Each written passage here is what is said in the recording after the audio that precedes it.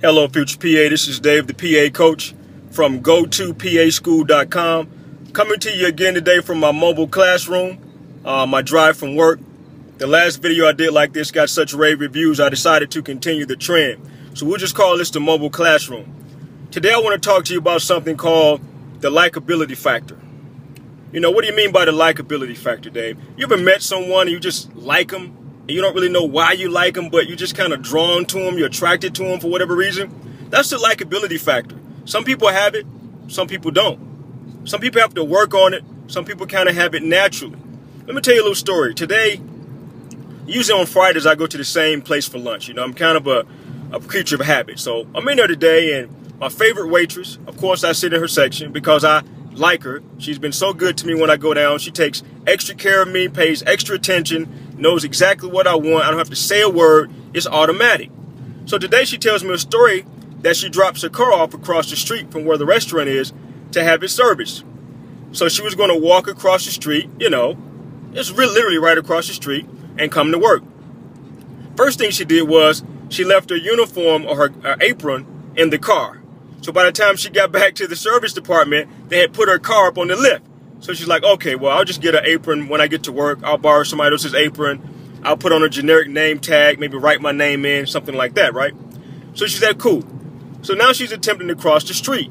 Now, mind you, this is a pretty busy street.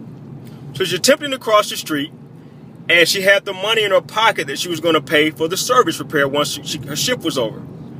Coming across the street, busy traffic, the money flies out of her pocket. Single dollar bills, $10 bills, $20 bills, whatever the case may be, as you can imagine, flying all over the street. So she's literally down on her hands and knees trying to get this money. Traffic is coming. Cars have stopped. They're honking at her. They're blowing. She's, flabbergasted by now. She's frustrated. So she jumps up as she watches her money fly off down the street.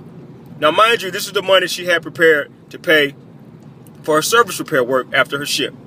So she's telling me this story, and I'm thinking about how good she's been to me over the time. A few months I've been going to the restaurant on Fridays, and I say, you know what could I do? Because I like her so much. What can I do to help her out? So usually I tip pretty well. I try to give her a good tip. I'm changing lanes here, so I got to be safe while I do this video. But usually I give her a good tip anyway. But today I felt, since I liked her so much, I felt like I should do more. So today, what did I do? I gave her a $20 tip for a $11 lunch.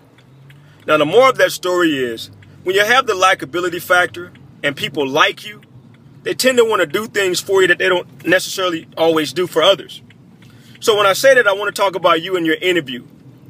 When you get to the place that you're going to interview at, if you have that likability factor, those of us that are on the admissions committee, we can pick it up. And for some reason, through some story, through your application, through your introduction, we become drawn to you and we like you. Let me tell you something.